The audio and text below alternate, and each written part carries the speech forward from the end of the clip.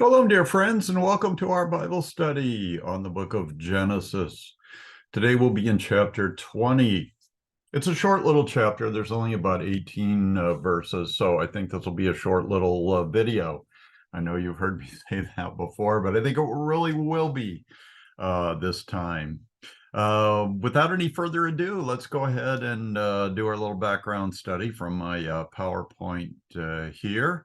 Our first slide, as usual, is the dispensational theological chart that we are using, courtesy of Dr. Alfred Eade, great theologian and also a pretty good artist. And this is his rendition of the Age of Promise, called Promise not because this is when God started making promises. He started making promises a long time before this. Most notably in the Garden of Eden, after Adam and Eve had sinned, God promised that the seed of woman would come and would defeat the devil, being injured in the process, but would provide redemption for mankind. The reason this age is called the Age of Promise is because the promises that God makes to this singular family that he has chosen to be his chosen people and to bring the Redeemer and salvation into the world. He makes a series of promises to them, and we're still reaping the benefits of the fulfillment of those promises in the person of Yeshua, Jesus. So the family is that of Avram, whose name was changed to Avraham, Yitzhak, and then Yaakov is the third generation. His name was changed to Israel. Israel had 12 sons and a daughter, but the 12 sons are listed here because they are the leaders or the heads of the 12 tribes of Israel. So this family would grow from just a singular individual to a nation-sized group of people while they spent some time in Egypt. And in the Exodus, God brought them in kind of a roundabout way to the promised land that we now call Israel. So yeah, the major theme of this period of time is the promises that God makes to this family. Incidentally, these are not conditional promises based on their faith and their good works and righteousness and things like that, because this family, like all other families, would prove to be full of faults and flaws and sins, and would really be deserving of nothing but God's judgment. But God made his promises unconditionally, because this was the family that he was going to use to bring the Savior into the world. Okay, we've been looking at some maps also. This is kind of an overall view of God's calling on Abraham. First of all, when he lived in Ur of the Chaldeans. Later, the family moves upriver, up the Euphrates River, to a place called Haran. There, Avram's father, Terah, died, and he began to move south into that land that God had promised him. Then it was called the land of Canaan because the Canaanites lived there. This shows the various paths that Abraham took early on. In one of the chapters, I think it's Genesis 12. Abraham and Sarah venture into Egypt. They're down here around the river of Egypt, the Nile River. And we'll talk a little bit about that journey in our lesson for today, because something very similar to this adventure depicted on the map happens in chapter 20, about 8 chapters later. And then after their stay in Egypt, they return to the area around Beersheba, Mamre, modern-day Hebron, and stuff like that. We have connected Bible passages with this overall map of the kind of the Middle East, because in Genesis 13 and Genesis 15, God promises that the extent of the promised land would be all of the territories that Abraham and his descendants would see with their eyes, and also the land upon which they would walk with their feet. God was going to give that to them. That's why we trace the paths here on the map, because everywhere they travel, that's going to be the promised land. In Genesis 15, the boundaries are declared to be from the river of Egypt, or the Nile River, to the great river, the river Euphrates. So the promised land is basically everything you see in the middle of the map here. It's a much bigger piece of territory than Israel has ever occupied. I have blown up this map a little bit, giving us a little bit bigger scale so we can see some of the details of these travels. Today in Genesis chapter 20, Abraham, I should say, and Sarah will be traveling from Mamre, which seems to be their kind of their hometown, the place where they had settled. They're going to move a little bit and move to a different location. That is the red dotted line here. I don't know why it shows them swinging all the way down south and then to Gerar, but they're going to spend some time in Gerar. You could get the idea that it was just going to be maybe a few nights there, but I think the stay is longer than that, and I'll tell you the reason why I believe that when we get to it. One of the places that a couple of the what would you call it, like the geographical markers that chapter 20 uses, is the city of Kedesh. I assume that's Kedesh Barnea, here on out in the Negev desert. Kind of a southern boundary. And then the other place, which would appear to be a city, is a location called Shur. And I'm not sure exactly where that is. On some of the other maps that we look at, the wilderness of Shur is said to be out here kind of in the northwestern corner of the Sinai Peninsula. I'm not real sure of that because I think a lot of these deserts that are mentioned are placed on the map here because scholars think that Mount Sinai, most scholars think that Mount Sinai is at the southern tip of the Sinai Peninsula. And since these wildernesses, or these deserts of Shur and Paran, are mentioned in connection with the Exodus in close proximity to Mount Sinai, I think that's why these wildernesses are placed here in the Sinai Peninsula. But I think biblical evidence and archaeological evidence as well would place Mount Sinai over here on the other shore of the Gulf of Aqaba, kind of south of where this map shows, but in the land of Midian on the east side of the Gulf of Aqaba. Maps of the Exodus have a tough time determining where the Red Sea was crossed. But I think, again, the biblical evidence and the archaeological evidence, historical evidence also, indicate that the Red Sea was crossed in the Gulf of Aqaba at a place on the western shore called Nueva. There is a shallow land bridge across which they crossed, and one of the archaeological evidences for the Red Sea crossing at that place is that the path across the Red Sea from Nueva is littered with ancient Egyptian chariot parts, where God drowned the Egyptian army when the waters of the Red Sea came back over them. Okay, enough of that. So we're not sure where Shur is, but the place they are going to be staying today is a place called Gerar, and here it is. Sound Philistine territory. Some of the major Philistine cities were Gaza, which is the site of a war that is presently going on in the Gaza Strip in modern-day Israel. Then we've got Ashdod, Ekron. Oh, where is Ashkelon? Maybe it's not on this map. Oh, these are the like the major cities of the Philistines out there in the Shephelah, the plain of Jordan.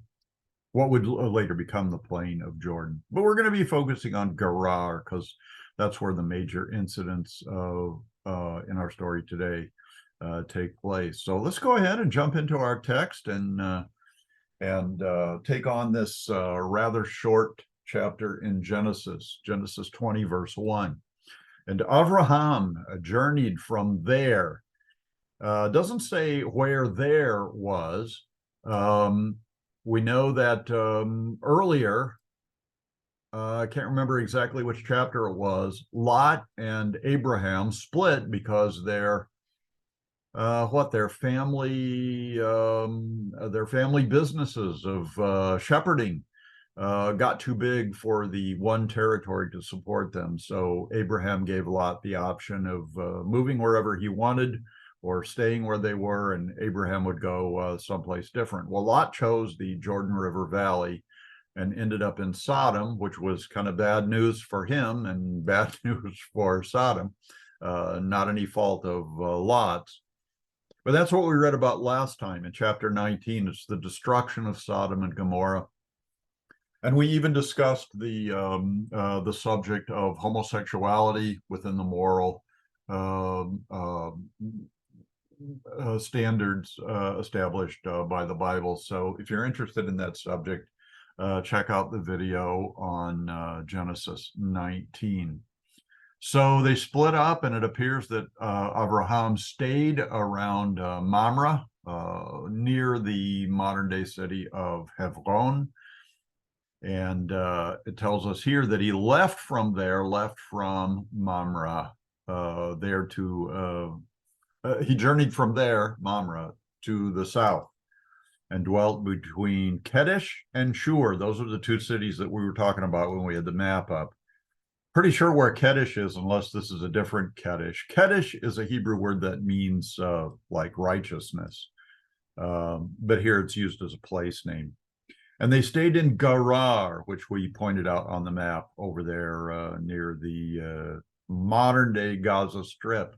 Now, Avram said of Sarah, his wife, "She is my sister." And Avimelech, the king of Gerar, sent and took Sarah. Now, if you've been with us through all of the chapters of Genesis, you may be thinking, this sounds like deja vu. I think I've already read this story. In chapter 12, Abraham and Sarah ventured down to Egypt, and they stay in close proximity to the Pharaoh there. And when they traveled to Egypt, Abraham was fearful that because Sarah, even in her old age, was so beautiful that all the men would want her, and they would probably be reluctant to have anything to do with her if they knew she was a married woman. So he asked Sarah to sort of tell a little white lie and say that she was his brother. That way they would probably have their way with her, but his life would be spared. If they thought the two of them were married and they wanted Sarah bad enough, they'd just kill Abraham off, and then she would be fair game. So that's what they did down in Egypt, and they're doing it again in Gerar. Now we're going to get a few more details about the kind of the family tree of Abram and Sarah as the text goes on, but this is a very similar story to what happened in Egypt. And one of the principles that we need to appreciate is that we Westerners, I live in the United States of America, and we Westerners have a tendency to look at prophecy or God's plan for the redemption of mankind and the restoration of people to fellowship with himself. We have a tendency to look at those kind of prophecies in what theologians call a linear manner. So early in the story of redemption, you have predictions that are made. God sometimes makes those predictions himself, sometimes through a prophet that he uses as his mouthpiece. So he predicts something's going to happen in the future, and then we think linearly at some point in the future, that event that is predicted is going to take place, and that prophecy will be fulfilled. End of story. But in the Middle East, especially among the Hebrew people, the Israelites and other Middle Easterners, Prophecy is indeed linear, as we've just described, but it's also a repetition of patterns. And we're going to see many examples of that in Genesis, and I've already pointed out a few of them as we have gone through this. And this is going to be another example of repeated patterns. So Abraham and Sarah have had their adventure in Egypt, and now they're in Gerar, and the pattern is going to be repeated. Some of the details of this story are very similar to what was going on in Egypt, but there are enough distinct details that we know that the Bible writers didn't get confused about the historical facts and, tell kind of two different stories of the same event. But this is a separate event, but it's a repeat of a pattern. And like I say, the Old and New Testaments are full of these repeated patterns. They're not as easy to recognize in the Bible text as are the linear prophecies. I have lots of study Bibles in my library, and a lot of those study Bibles have charts of Bible prophecy being fulfilled in a linear fashion. So the prediction is given with the Old Testament verse, and then the fulfillment is given in the New Testament verse. And Western thinkers say that's the end of the story. That's the fulfillment of prophecy. No need to look any further. But these repeated patterns crop up all over the place, and just being aware of them will help you pick them out when we see them. Well, we're in one of them now. This is the second go around of a very similar incident like this. So Abraham and Sarah go to a foreign land. Probably the same deal. Abraham is afraid he's going to die because Sarah is so beautiful. So they give the same kind of little speech, the same introduction of themselves to the king of Gerar. And sure enough, the king of Gerar is attracted to Sarah, and so he took her. He took her for himself. But God came to Avimelech in a dream by night and said to him, "Indeed, you are a dead man because of the woman whom you have taken, for she is a man's wife." Well, this is the first that Avimelech has heard of this. By the way, the name Avimelech in Hebrew means the Avi part means my father, and then the last part, Melech, is the Hebrew word for a king. So my father is king. Undoubtedly, Avimelech's father was the king of Gerar. He probably passed away, and now Avimelech is the king. So he was aptly named, wasn't he? My father, who went before me, is king, and now I'm king. And Avimelech would hope that his son would be king after him. So God comes to him in a dream at night and says, "You're a dead man because of the woman you have taken." This is because God speaks to him in a dream is no indication that Avimelech is necessarily a believer in the God of the Bible. In fact, he's probably not. But this takes place during the age of conscience. I shouldn't have said that. It doesn't take place in the dispensation of conscience, but it takes place in the age of biblical history before the law is given, before the Bible starts to be written. So what is the main method of God's communicating with people? Well, he communicates to them in their conscience. So one of the things that you are probably very aware of is that when you go to sleep at night, your physical senses are probably not operating, but your spiritual senses may be very active. You may have dreams, and some of those dreams may be caused by God trying to communicate a message with you, and some of them may be just caused by your imagination, and you're kind of going through your scrolling through thoughts that come into and out of your mind. But this is one of the ways that God communicates to people through conscience, is by dreams. If you're asleep at night and you have this experience, that's a dream. If you're awake in the daytime and it happens, that God either gives you a mental image or he speaks to you with that still small spiritual voice in your conscience. That would be called a vision. Just because you're awake, it's the same kind of communication from God. And God tells Abimelech that he's a dead man because he has taken Sarah, and Sarah is another man's wife. And it seems like even the pagan cultures, certainly the Egyptians, were hesitant to take the wife of a married man. And now we learn in Gerar that there's the same standard of morality, that it was inappropriate to take for yourself, to have sexual pleasure for yourself with a married woman. That's adultery. And it was basically illegal and immoral in even countries that, did not believe in God and didn't live by his standards. There's still a pretty common moral foundation in all countries of the world, no matter what the culture is, no matter what the religion is. Most of those countries forbid things like adultery and thievery and murder and so on and so forth, bearing false witness and so forth. So anyway, God has a little message for Abimelech. Verse 4, but Abimelech had not come near her, and he said, Lord, will you slay a righteous nation also?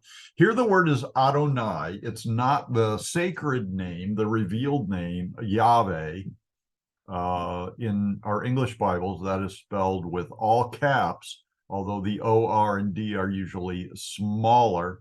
We may have some examples of that in this chapter. I'll try to remember to point those out. But this is just the kind of the generic term Adonai, which can be a way of communicating with reference to God, but it can also just be showing respect to a male. So calling a man Adonai is perfectly appropriate and respectful. And so Abimelech just addresses this divine personage as Lord. Again, it's a generic term, just covering his bases. He's showing respect to this person who communicated with him in a dream. And he says, Lord, will you slay a righteous nation also? This is kind of the same question that Abraham asked God when God revealed to him that he was about to destroy Sodom and Gomorrah. Abraham asked the question, what if there are 50 or 45 or 30 or even 10 righteous people in the city of Sodom? Would you still destroy the city if those righteous people were in it? And God said, basically, no, if I find as few as 10 righteous people there, I'll get them out before I destroy it. It doesn't mean that he won't destroy the nation, but it means that he'll get the righteous people out because he's a God of justice and fairness. So it's the right question to ask. And so Abimelech, the king of Gerar, asked that question. And then he goes on to say, did Abraham not say to me, she is my sister? And she herself said, he is my brother.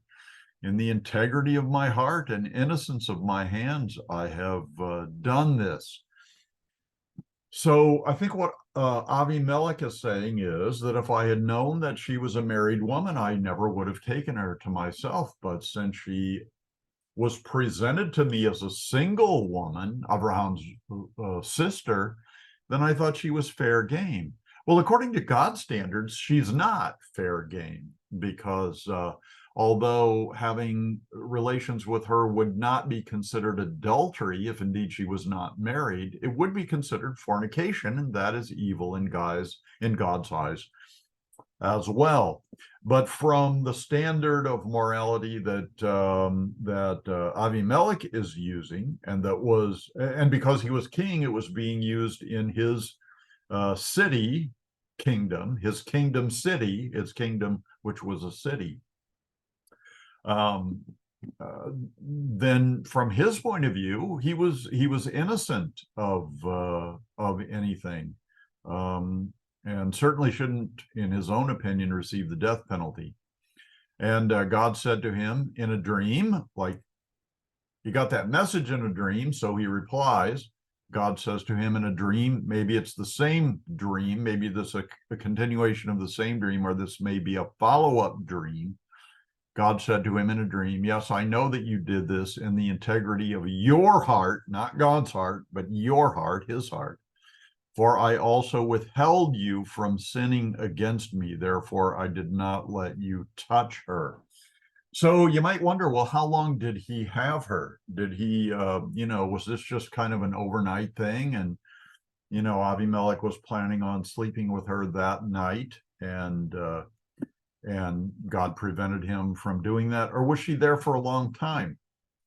Now, we don't really know from the Bible text, but in other situations, like, for example, the book of Esther, when a king took a woman for his own, he probably had other women in his harem, which is kind of a group of women that are there. I mean, their sole purpose in life is to pleasure the king. But the king doesn't usually take them right away. They are groomed, they are taken care of. It's probably involves things like if they need to lose some weight, they go on a diet. If they need some cosmetics, some makeup to make them look better, then they practice cosmetology on them to make them look better. And sometimes, a woman would spend maybe a couple of years in a harem getting ready to be presented to the king. So this may be the case. Now, I also mentioned that Abimelech is said to be a king, but he's only the king of a city. But this is not an unusual thing. In fact, most, if not all, of the kings that we have met up with in the book of Genesis so far are not kings of kingdoms or empires like we have a tendency to think from our modern day perspective, but they were the kings of cities. The kings of King of Salem, Melchizedek was the king of Salem. Well, it was a city. So all the kings that we're encountering so far, with the exception, I suppose, of the king of Egypt, who was probably the king over a whole country.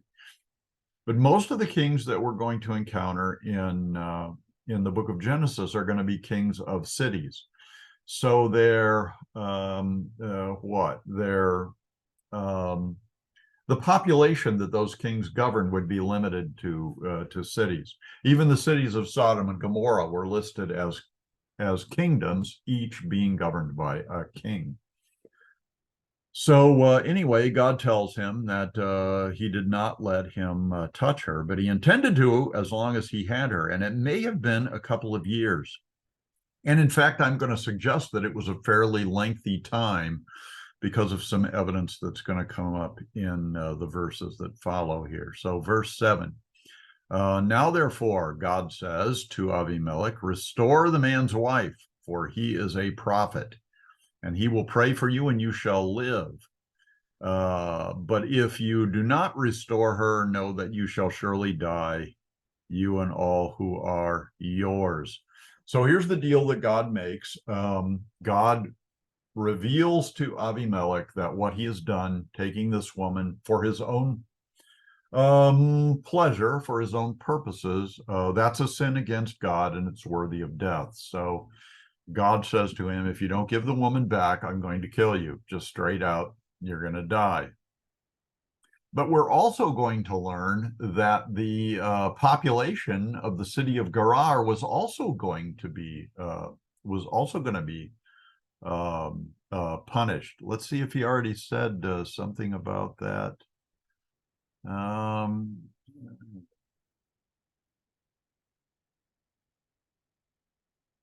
Yeah.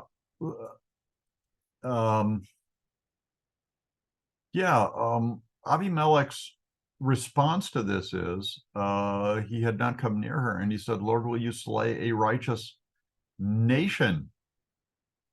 Now, again, when we talk about nation, we usually think of, a country or a large geographical area, but this guy is the king of a city. It's a big city, but the nation that he rules is that is that city.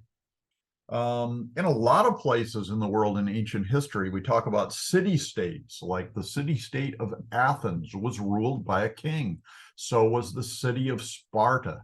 Those were city-states, and they were considered nations. So, in other words, Avimelech is saying to God, will you destroy all the people who are under my governance because of this incident with Sarah? And so God says, give her back. He's a prophet. He will pray for you and you shall live. This almost seems to imply that if he gives Sarah back to Abraham and Abraham does not pray for him, he's still under a death sentence. So Avimelech needs an intercessor, someone who will pray on his behalf, that God will relent of his judgment and basically forgive him and deliver him from the death penalty. Let's see, verse 8. So Avimelech rose early in the morning, called all his servants, and told all these things in their hearing. So he wanted them to know what was going on. The fact that he tells his servants about it tells me that the servants were probably pampering Sarah and preparing her for her introduction to the king and his time of pleasure with her, but she had probably been with him for some time. And again, I'll elaborate on that when we get to one of the future verses here. So he rose early in the morning, he told his servants about this. In other words, guys, stop preparing Sarah for spending time with me, because it's not going to happen. I'm under a death sentence from the God of these two. So let's make all preparations to give her back to Abraham. And the men, of course, were very much afraid, not just afraid for their king, but afraid that they too would be judged. Okay, let me talk about that for a bit. We've already given some examples of how when God judges either the world or a city like Sodom and Gomorrah, or a region like, I should say, like the Jordan River Valley, he removes all of the righteous people from the scene of destruction before he judges. Okay. So God judged the world with the flood of Noah. God judged Sodom and Gomorrah with fire and brimstone. He got Enoch out. He saved Noah and his family through the flood on the ark. He got Lot and his family out of Sodom before those two cities were turned into smoking ruins. So God has that pattern. So this city of Gerar was under the same threat. And because this city was filled with people who, in all probability, did not believe in the God of the Bible, did not believe in the God of Abraham, who would later be known as the God of Abraham, Yitzhak, and Yaakov, they figured they were under the death sentence too. And they would have been. Because when God judges, he often judges nations. He also often judges huge populations of people. And the reason for that is that if there are no righteous people in those territories, then even though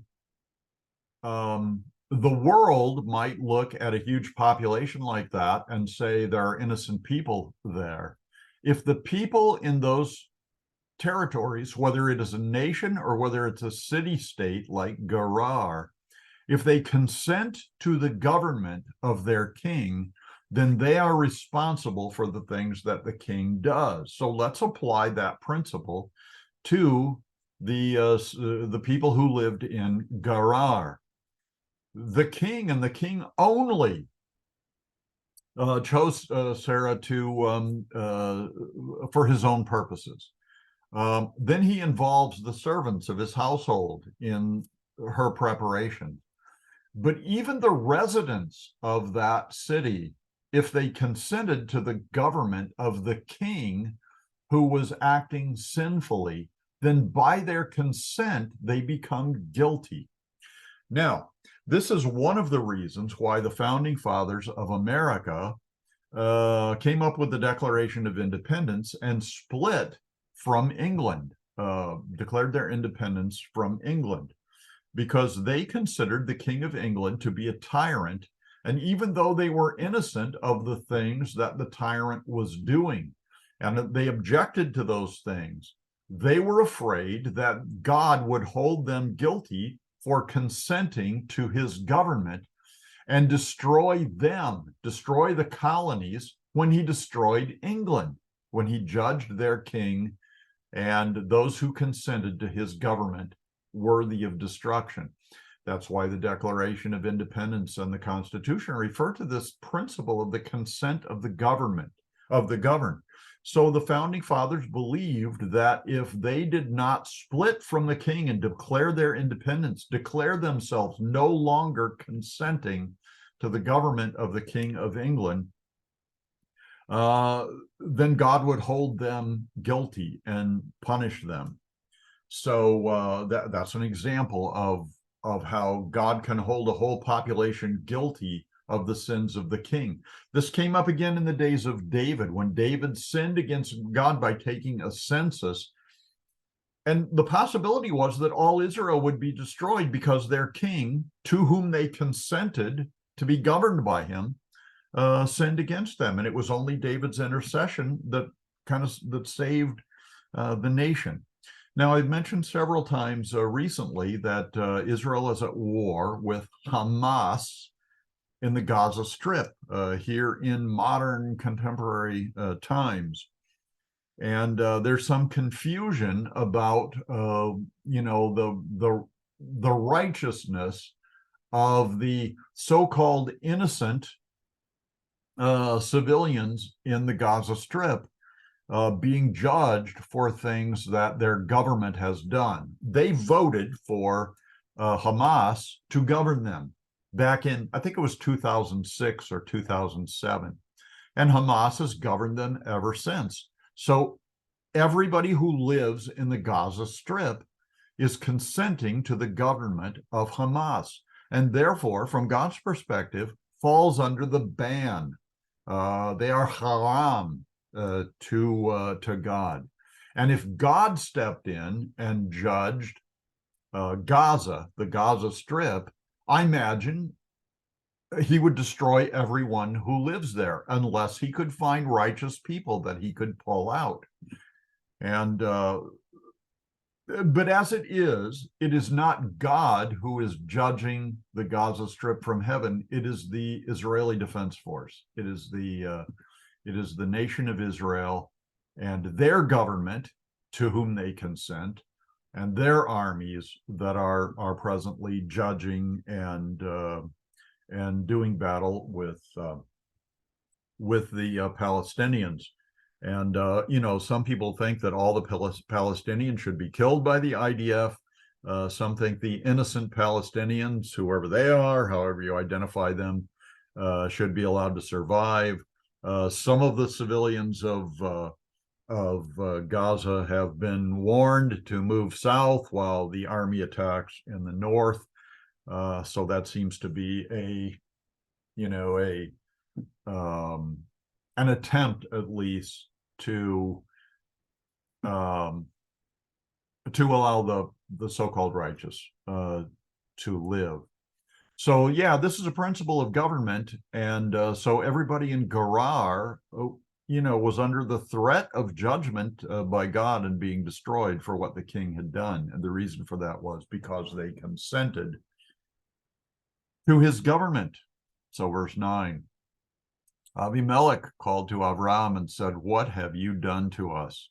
How have I offended you that you have brought on me and on my kingdom a great sin? You have done deeds to me that ought not to be done." Technically, he's right. Abraham lied to him, and we'll determine how much of a lie this is when we get to a future verse here. But Abraham has lied to him, and now he's under a death sentence from Abraham's God. So he's right. Abraham should not have done that to him. Then Abimelech said to Abraham, "What did you have in view that you have done this thing?" And Abraham gives him the same explanation that he gave the Pharaoh in Egypt. Abraham said, "Because I thought surely the fear of God is not in this place." In other words, there are no believers, there are no righteous people here. And he further thought, they will kill me on account of my wife. She's so beautiful. They at least have the standard of not messing with a married woman. So we lied to you, people of Gerar, and said that she was my sister, that she was a single woman, to save my life, to save Abraham's wife. But then Abraham's life. Now, verse 12 is interesting. But indeed, she is truly my sister. She is the daughter of my father, but not the daughter of my mother, and she became my wife. So it's still this information is interesting, but it's still a lie because she is his wife, even though she's also his sister. I guess maybe it's not as much of a lie. This would be a mitigating circumstance. And I guess we could technically say, if we went back to that verse where they introduced themselves to Abimelech and the Gerar people, I guess what they said was, "She is my sister," and that is a statement of truth. And maybe they didn't say anything about her being his wife. So that would be even more mitigating the circumstances and making what they told more truthful, but it was still deception because she was indeed his wife. So what does this mean that she's also Abraham's sister? Well, he explains it. Abraham's father, Terah, fathered both of them, but not by the same woman. I don't think we know from the scripture what the name of Abraham's mother was. I don't think we know also the mother of Sarai, but we do know that they were two different women. So Terah had more than one wife, which was not at all unusual in those days. That is not technically God's plan for marriage. And nowadays, polygamy is against the law. At least in my country. Most laws in my country aren't enforced these days, but I'm pretty sure polygamy is against the law. At least it has been in fairly a recent time. So they had different mothers, but the same father. So Sarai and Abraham would be step siblings, and they got married, which wasn't as scandalous then as it would be today. Maybe it's not even that scandalous today. Verse 13, it came to pass when God caused me to wander from my father's house that I said, "This is your kindness." I said to her, to Sarai, "This is your kindness that you should do for me in every place where we go. Say of me, he is my brother." So she did this in Egypt, and she did it here again in Gerar. And both places where they've done it so far, the people who live in the regions where they tell this partial truth, partial lie, the people are not happy. But look what happens in the wake of this lie. And the only explanation I have for what happens in the verses that still lie ahead of us is God is prospering Abraham just because he likes him. Abraham hasn't done anything to deserve this. But here's what happens, verse 14. Then Abimelech took sheep, oxen, and male and female servants, and gave them to Abraham, and he restored Sarah, his wife, to him. So this is another similar characteristic of what happened in Egypt. when the Pharaoh found out what Abraham and Sarah had done to him, he heaped riches upon them, the same kind of stuff, livestock, male and female servants, money. It happened in Egypt, and now the king of Gerar is going to make them even richer. So you could come to the conclusion that lying is a good way to get rich, but that's a poor conclusion to come to. If you want to get rich, get in good with God, and God has a reputation of making his chosen people very, very wealthy. So on both occasions, in Egypt and now here in Gerar, Abraham and Sarah do a bad thing to the people there, but the people are so glad to see them go that they're willing to give them riches. The same thing is going to happen after the sojourn in Egypt. After Joseph is sold into slavery in Egypt by his brothers, and then the whole family comes down to Egypt during times of famine. And for 4 generations, they live in Egypt and they grow into a nation. And then God decides to set them free and take them to the promised land. But in order to do that, he has to get the consent of the Pharaoh, who's reluctant, hardens his heart. So there's a series of plagues. And so Pharaoh and the people who live in Egypt will be so glad to see the Israelites go that they just heap riches on them as they're leaving. They don't spit on them. They don't shout insults at them. They give them riches to go away. So the Israelites, who were slaves in Egypt, come out of Egypt with the wealth and the riches of Egypt. Again, we have a repeating pattern here. This is not a linear prediction and fulfillment, but it's a repeated pattern of how God's chosen people get themselves in, difficult, scary situations, and God gets them out and prospers them, makes them very wealthy and powerful, and so forth. Verse 15, and Avimelech said, see, my land is before you, dwell where it pleases you. So in other words, go anywhere, just not here in Gerar. Actually, I guess he's not sending him away. I guess he's saying you're welcome to live here in Gerar. Now that Avimelech knows that his life is spared. So anyway, he heaps riches on them. He may have been hoping that they would go away, and they do. Then to Sarah, he said, Avimelech said, behold, I have given your brother. Now he already knows that Abraham is her husband, but he doesn't say husband. He says, I've given your brother.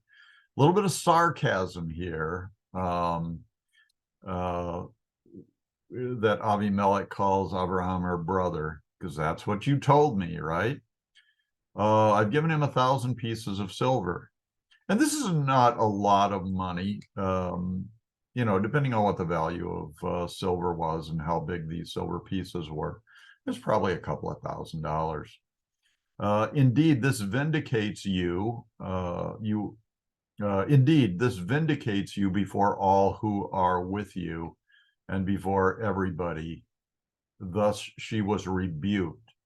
So Avimelech said this to her as a rebuke because she had done him wrong by going along with this deception. So he gave her money, and that would be an indication, because he gave her this money, that would be an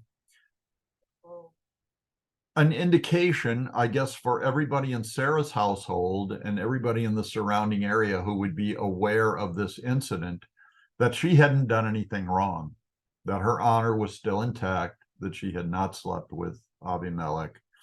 So he gives Abraham, who was kind of in charge of Sarah, as her brother and also her husband. He gives him the money, and Avimelech wants it to be known that this gift of money is an indication that Sarah is still a nice girl, a moral person. So Abraham prayed to God which was a good thing for him to do. And God healed Abimelech, his wife, and his female servants. Then they bore children. For the Lord had closed up all the wombs of the house of Abimelech because of Sarah, Abraham's wife. So it appears that as soon as Sarah left the custody of Abraham, God closed up the wombs of all who were in his house. So that would be, it would certainly be Abimelech himself, his wife, and the servants in their household, but it could also include the whole city. Now, what the extent of the house of Abimelech was, I mean, it's debatable, but it's a large group of people.